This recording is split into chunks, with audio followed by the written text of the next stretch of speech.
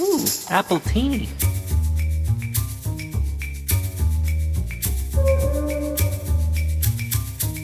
Wow, you can really taste the apples.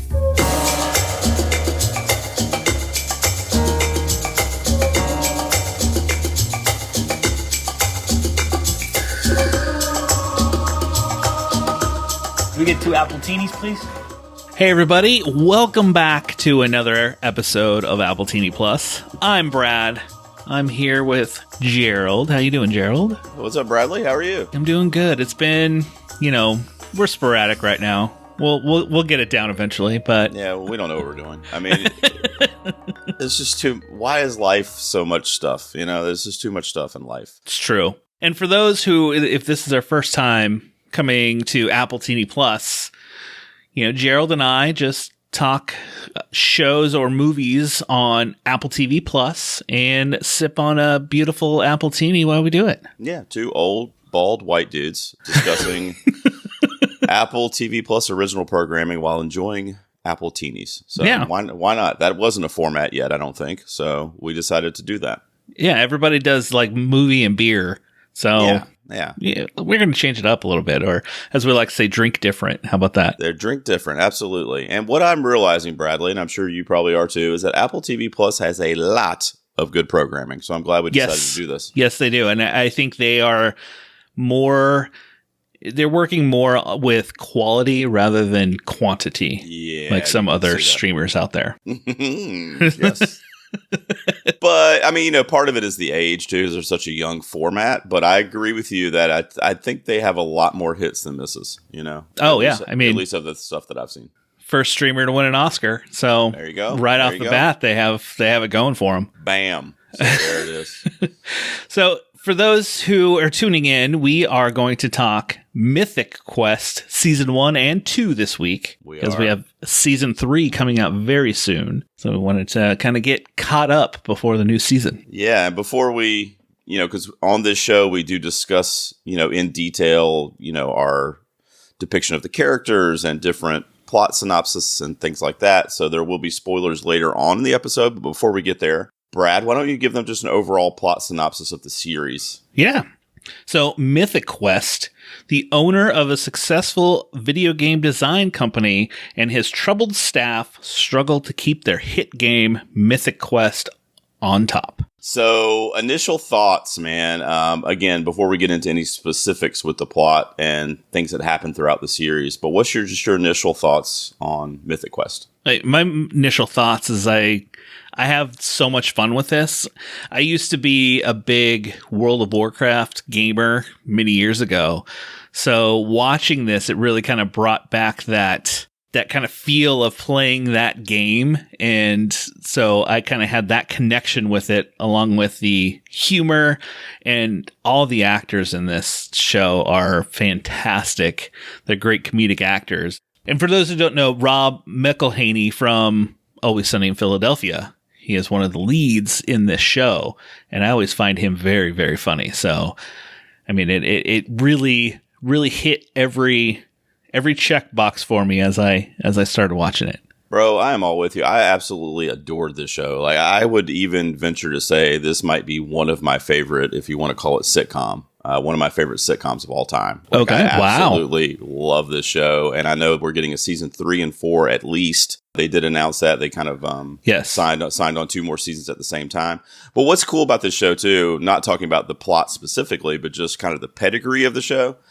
You mentioned Rob, but Charlie Day, who was also in Always Sunny, is one of the writers for this show, and him and Rob kind of came up with this idea together. And then they brought in Megan Gans, who is just like a historical figure in TV writing, and she also is a writer on the show and kind of helped come up with the idea. But she did shows like Community and Modern Family, and you get to see kind of these tie-ins, right? Because there's a lot of the same actors from those shows, and Always Sunny, of course, and it's just really cool to see it all kind of come together, and kind of it was leading up to this when you get all these kind of masterminds in a room together and just kind of come up with this idea.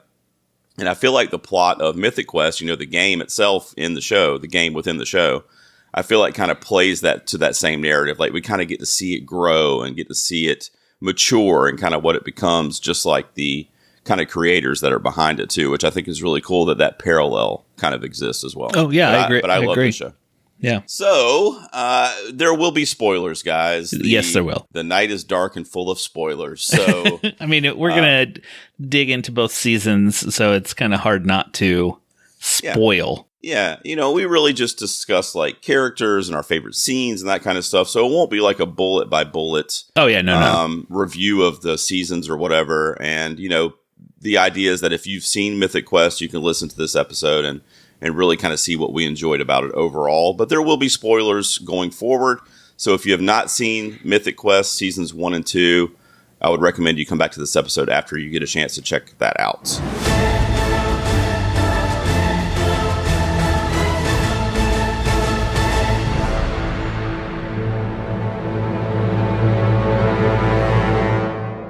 So, Brad, I'll let you start, man. Let's talk about characters. There is a lot of characters in Mythic Quest. There are a lot of characters, and they're all great in their own way. Do you want to do this discussion like as the two seasons kind of combine? Because there really are a lot of the same. I don't think there were any like majorly new characters in season 2. I feel like they were all kind of there the whole time, right?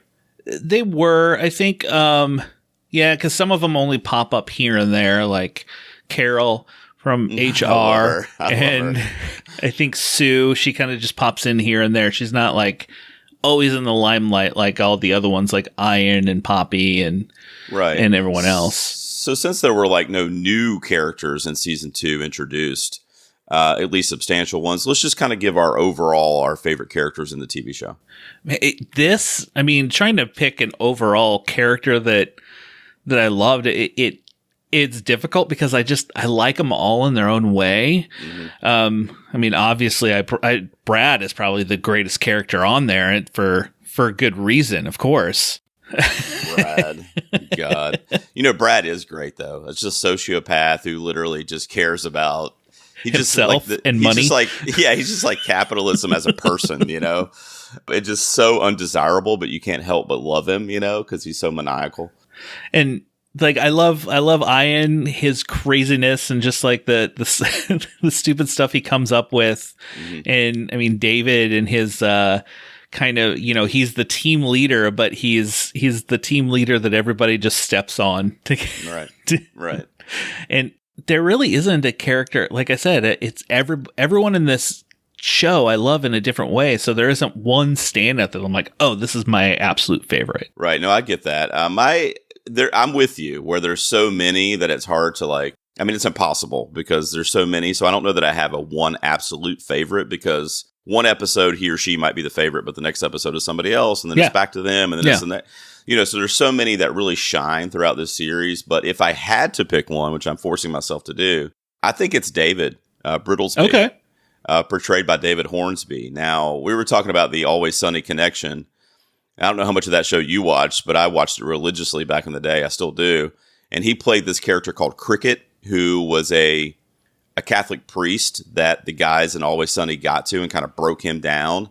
And now on the series, he plays this homeless dude who's like a drug addict. He's a former Catholic priest.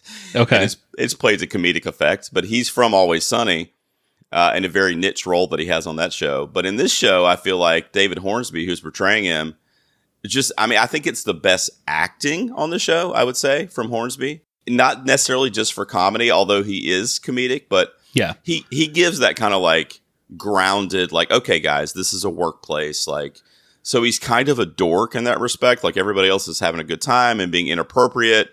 And he's the one that's kind of trying to bring everybody back in line when he sets up like the ethics committee to make sure they're not offending anyone when the Nazis are in the game. And, like, just, you know what I mean? Like he seems like a kind of that everyday workplace boss that you encounter. You know what I mean? And I really like the way he portrayed that. He's trying to keep the ship running. He doesn't want it to get out of control. Although he does, he sometimes fails at it. He's doing his best, all while having his kind of, marital problems outside of work.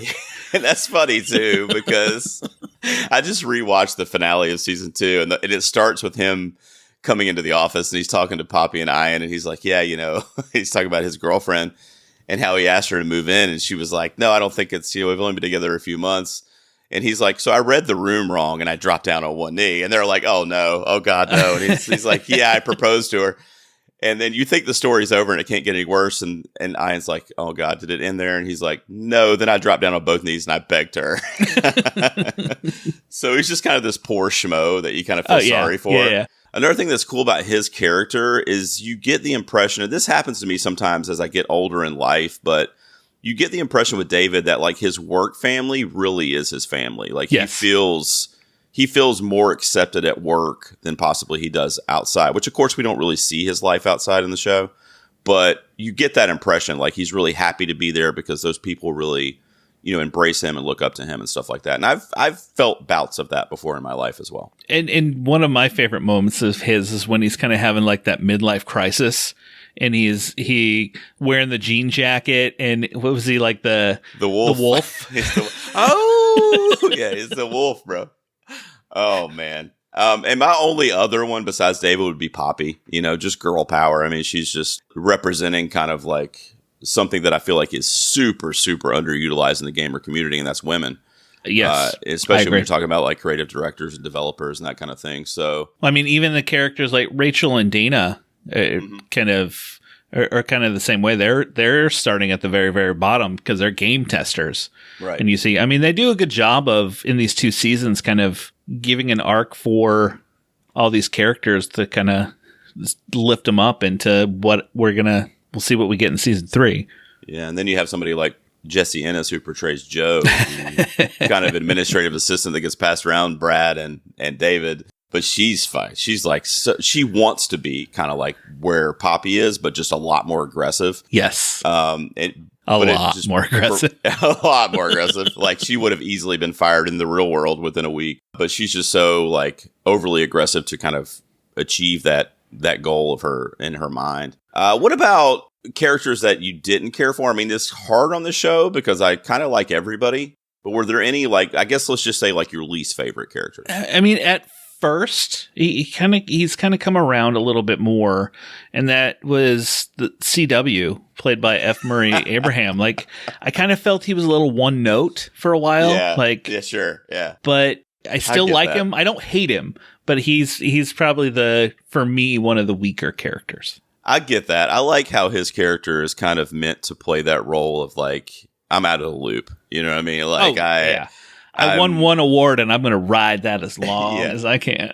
I'm the older generation. I don't know what the hell you guys are doing, but I'll try to write something for you, And he's inappropriate, but doesn't know that he's inappropriate because he's so far detached from like PC-ness, So yes. I do see what they did with that character, but you're right. His character obviously is like the least in terms of like changing and growing. Like he's pretty much the same in every episode. For me, I mean, I love everybody, but I guess like just some of the choices the character made bothered me a little bit. And that's Dana. You were just talking about her. She's one of the testers. Mm. She just seemed like she had her shit together and she had this great head on her shoulders.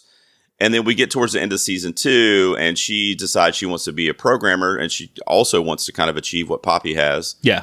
So she decides to go to Berkeley, which by the way, we talked about Berkeley on our first episode with Coda. But all this stuff happens and like she quits her job before she gets accepted, which bothered me. So I don't know if you remember, but at the end of season 2, she's like, I'm leaving Mythic Quest. I'm going to Berkeley. I want to be a programmer. I made this game with this 3D goat or whatever. I want to do all that. And they're like, okay, best wishes. And David, tries to hug him in a really funny scene and they leave or whatever.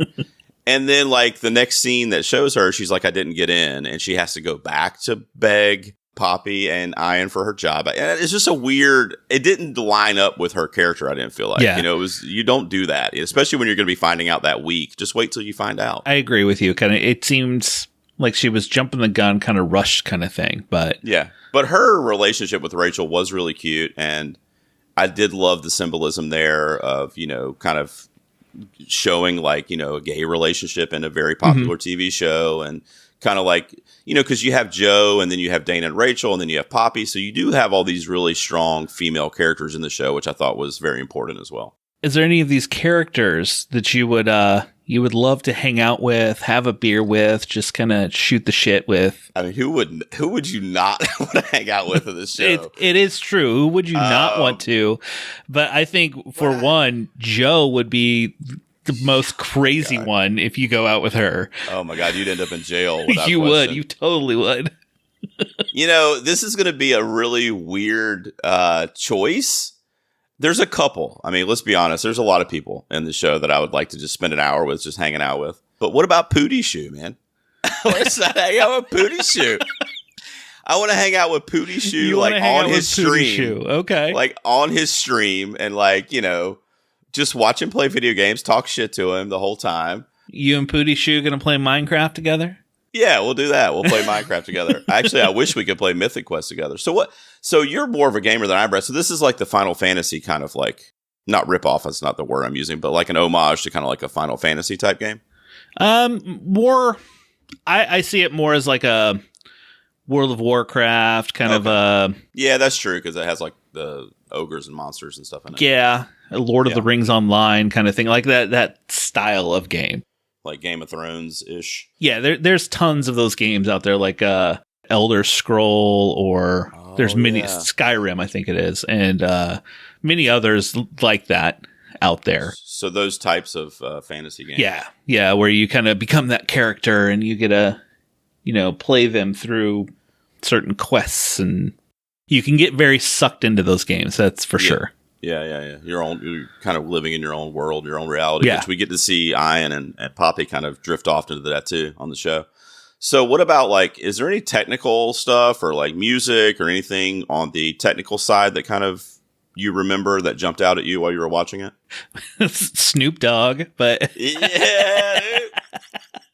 You know what? In fairness, there's actually a lot of great cameos so far on the show. Oh, yes, there is. You mentioned Snoop Dogg, Anthony Hopkins. Oh my gosh, his announcement for season 3. Oh, that was great. Where they called Anthony Hopkins was hilarious. That was the absolute best. I agree. I honestly would love to see this as an actual game. I think I would play it. Yeah, no doubt. So William Hurt's in one standalone episode. So while we're talking about episodes, I guess we're looking at season 1 and 2. By the way, I can't remember if we announced at the top, Brad, but season 3 is coming back very, very soon. Yes, we did. It premieres June 24th.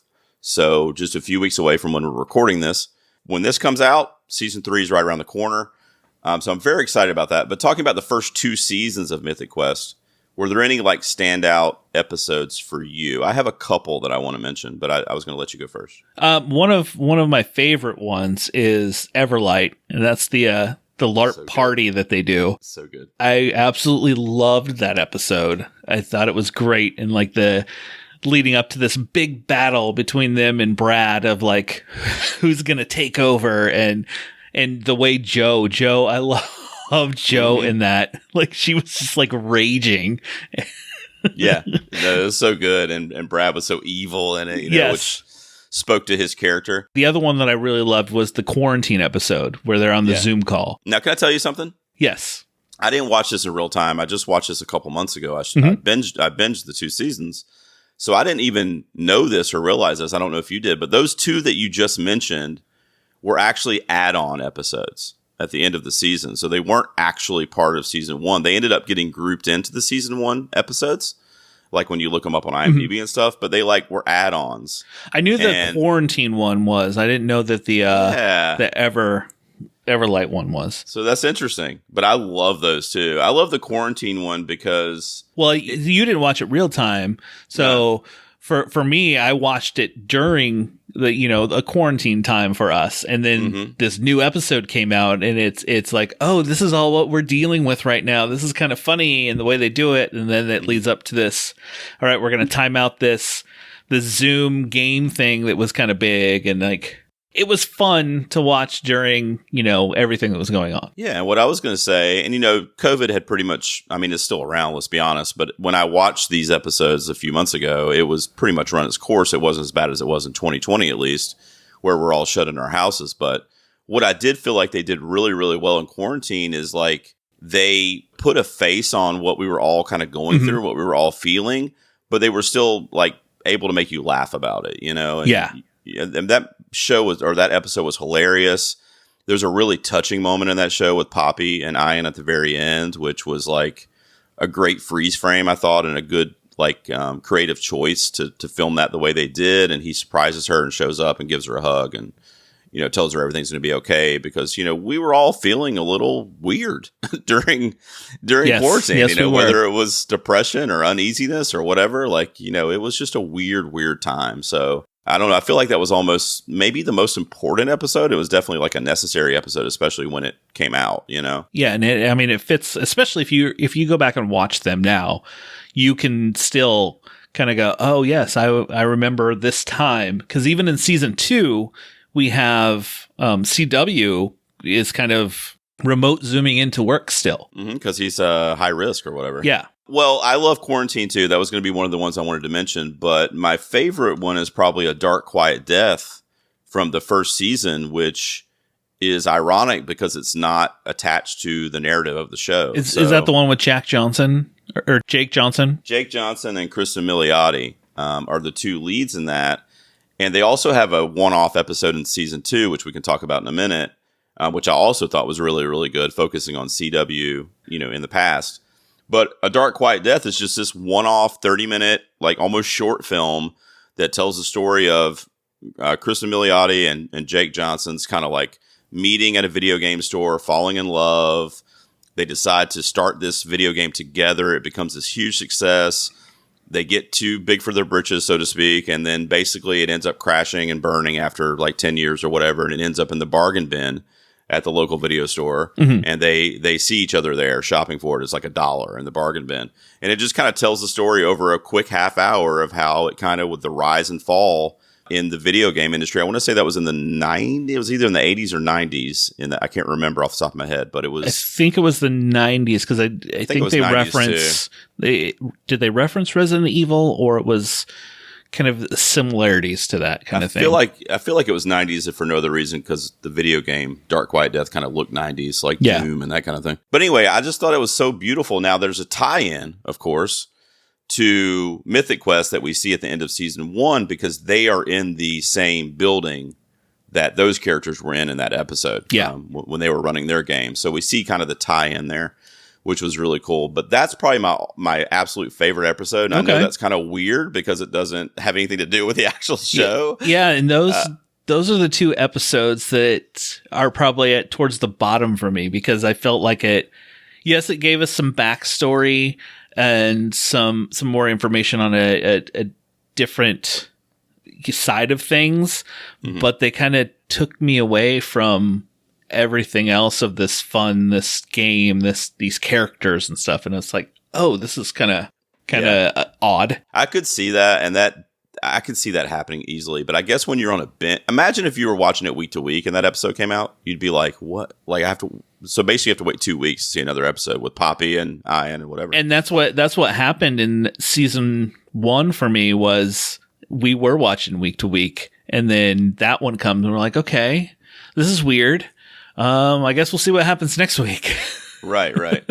Whereas season 2, we kind of waited and binged through it. So it was like, okay, this is an odd episode with CW, but it's kind of giving you a backstory of him and where he's come from. Right. And you kind of find out who it is. As the episode goes on, you kind of make the connection. Whereas the one I just mentioned, there's literally no connection at all, except for a quick little tie-in at the end of the season. Yeah. But, we mentioned the cameos on this show so far, and Milioti, who I love from Palm Springs, and she's in this HBO show right now called Made for Love that I really like. And of course she was hated as the mom in How I Met Your Mother and so on.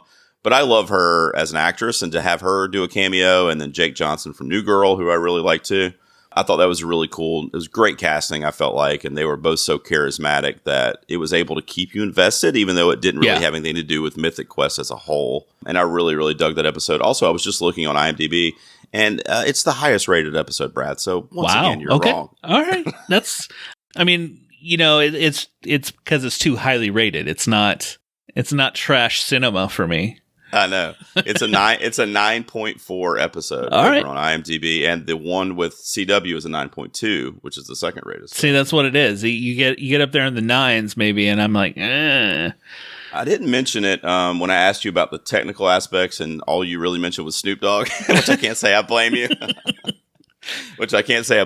But there's this song called Everything Goes Wow by the Broods, and this show uses that song kind of over and over again throughout the series. I don't know if you know what song I'm talking about. It's a female singer, but it's a song that I already knew. So I was like really excited when I heard it the first time.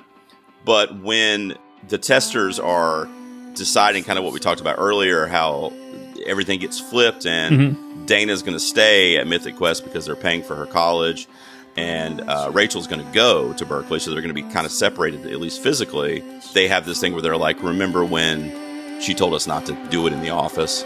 And then they kind of like start making out or whatever. Well, the song starts playing over that, and you can hear, what's her name? Carol? HR? Oh my Carol gosh, I love Carol. Yeah, and Carol can like hear them kind of doing it through the ventilation in her office, and the song's playing, and it's just a really cool kind of like montage. But yeah, that song is really cool. It's called Everything Goes Wow, if you guys want to look it up.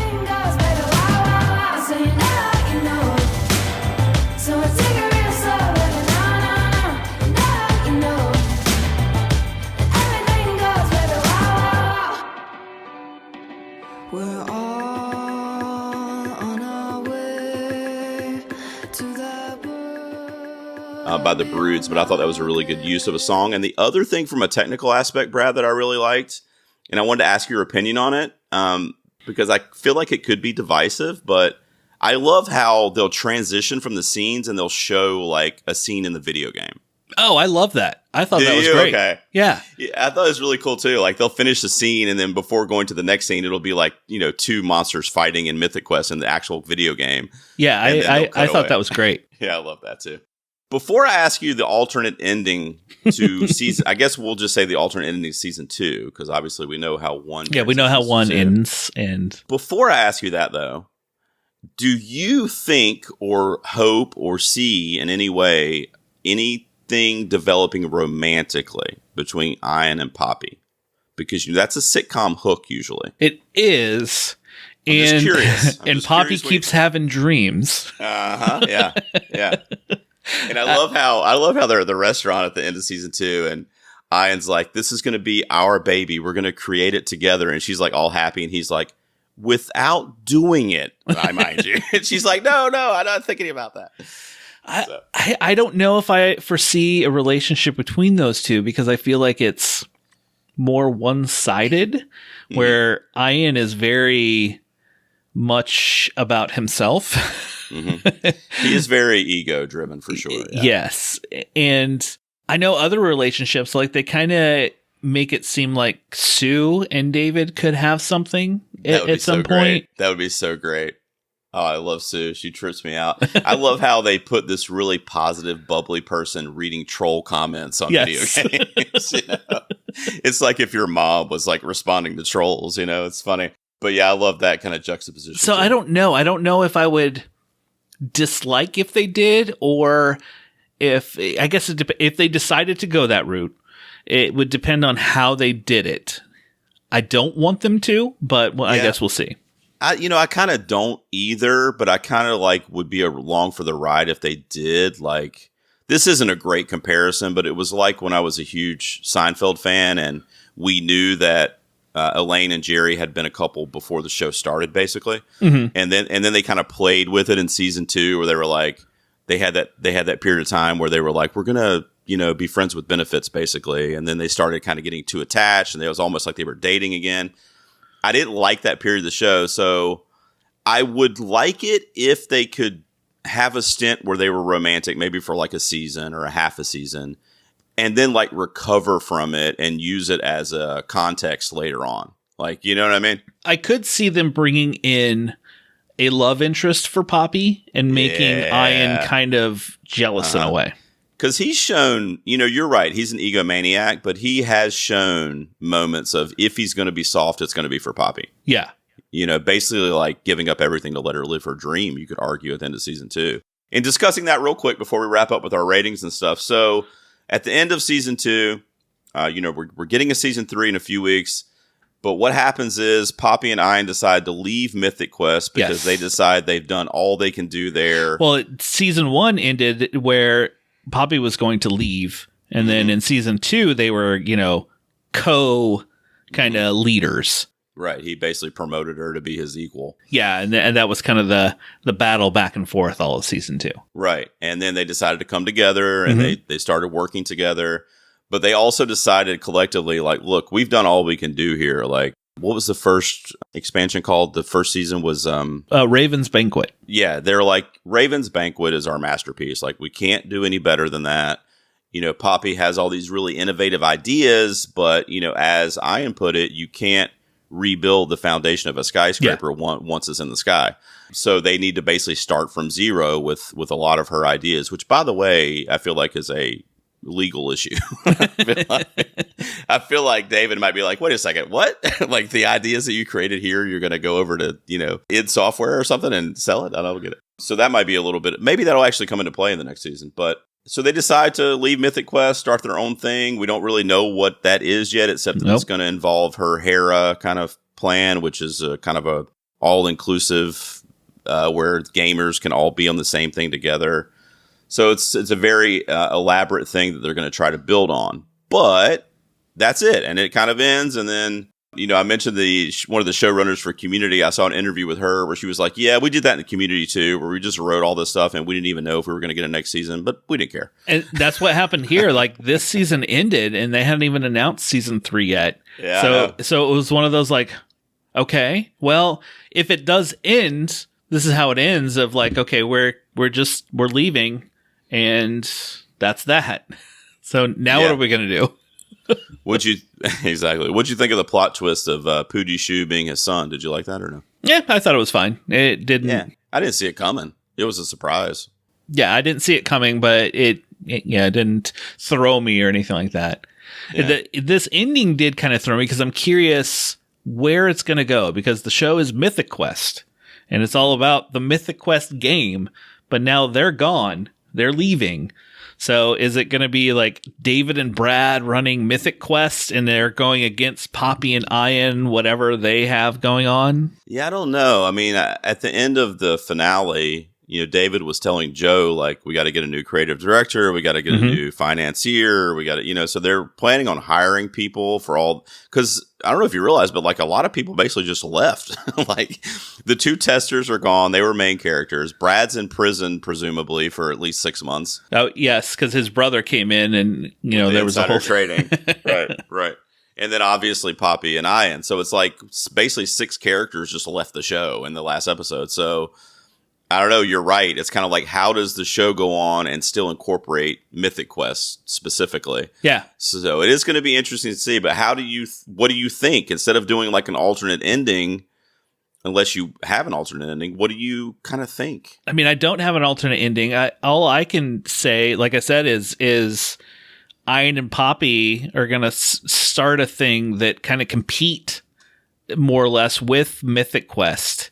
And there's going to be maybe they go to the big gaming thing, you know, the E3 kind of gaming thing that they had in season 1, and they do this big announcement of like, all right, here's our new thing, and whoever is running Mythic Quest, whoever they bring in, and then it's this big competition for that rest of the season. I wonder if they're going to have a one-off episode again. Yeah, that'd be cool. I feel like it would have happened already though, but that would be awesome. Oh, you mean like during the season? Yeah, kind of season 1 had one, season 2 had one, kind of one that doesn't. I think they'll have to, because it's like a thing now, right? I mean, they'll probably do that. Episode 5 every time. Yeah.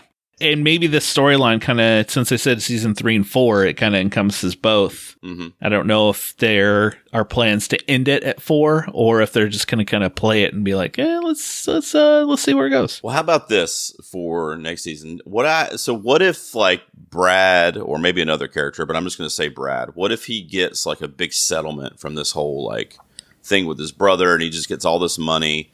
And he decides, like, look, we got to keep the band together. And him and David convince Poppy and Ian to, like, stay with the Mythic Quest brand. But they, like, build everything from the ground up. So it's like, you know, Mythic Quest 2.0. And it's, like, going to be this new format using the name. I don't know. I mean, I'm just throwing it out there. But I feel like, I don't know that I'm ready for, like, a rival situation. Because I love the characters all so much. I don't necessarily want the band to split up and go against each other. Right. But yeah, because I love them all. There's a great dynamic between all of them because they are all quirky in their own way. Yeah. So I don't know. I guess we'll have to wait and see, but we don't have to wait too long. No, we don't. It's coming back on June 24th. Except we got to wait, once a week for each episode. But Yeah, does Apple TV does that, right? Yes, they do. Well, they'll probably release a couple to start, I would imagine. But yeah, that's weak. Come on, Apple TV Plus. Let's binge. Okay, ratings. So on Appletini Plus, we give our ratings out of 100. Obviously, 100 being the best ever. So what do you think, man? What is your final thoughts on the first 2 seasons, and what's your rating? First 2 seasons, I mean, this is, aside from Ted Lasso, this is the show I think that everyone should watch on Apple TV. It's really fun. All these characters are quirky. They all have their own little nuances, and it's just hilarious. I cannot wait for season 3. I think when we decided to start doing this, it was one of the first things I said, watch Mythic Quest, watch Mythic Quest. It's one of the ones that you have to watch this one, because I don't think a lot of people knew about it at first. No, I agree with that.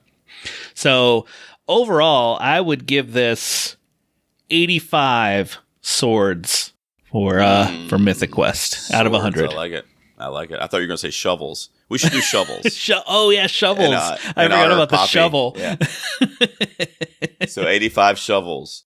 Yeah, I agree with everything you said. I think I liked it a little bit more than you did. I mean, I actually like this better than Ted Lasso, which is maybe an unpopular opinion. Okay. I don't know. I just feel like I'm a little closer connected to the source material than with Ted Lasso. Like, okay, I can see that for sure. Yeah, you know what I mean? Like, I'm not a soccer fan, for example. So, like, I love the show, but I don't really care about soccer. Whereas I love Mythic Quest, and I also love video games. So, and then not only that, I'm a little biased because of the behind the scenes that we already talked about with McElhaney and Charlie Day, you know, and the pedigree from Modern Family and Community, and you can kind of see all the different actors that are from those different shows that are kind of showing up in this, and I think the writing is phenomenal.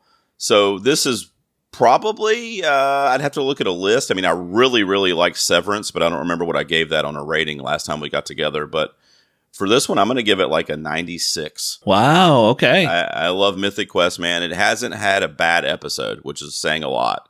I loved every episode. I feel like all the characters, with the exception of maybe CW, really grow throughout the show. And we kind of get to see different things kind of getting set up, which I think is really cool too.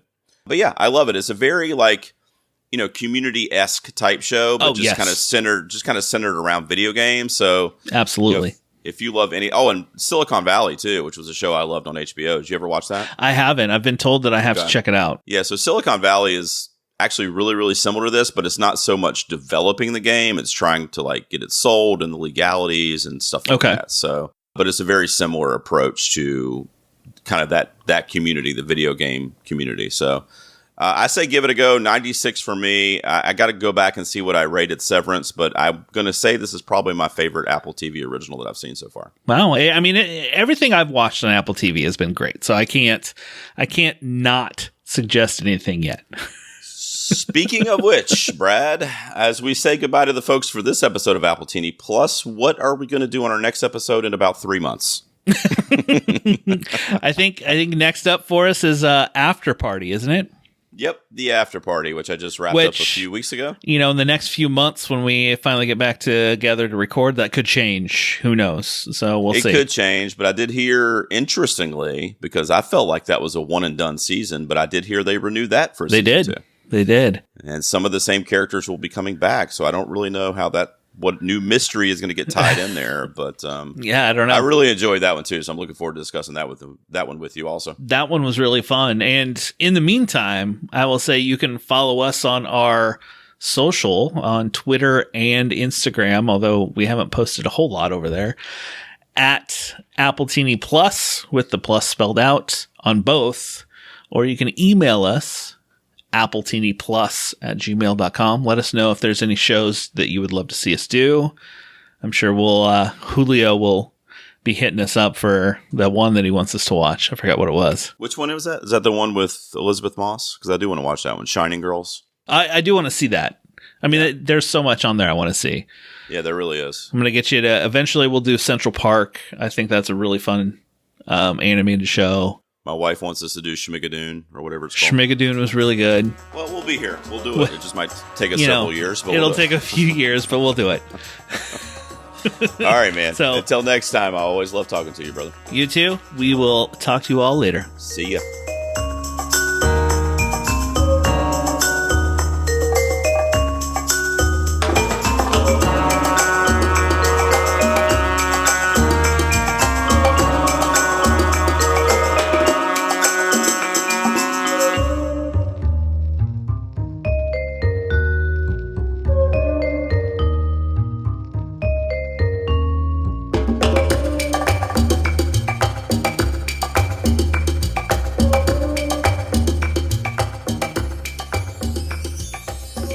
All right.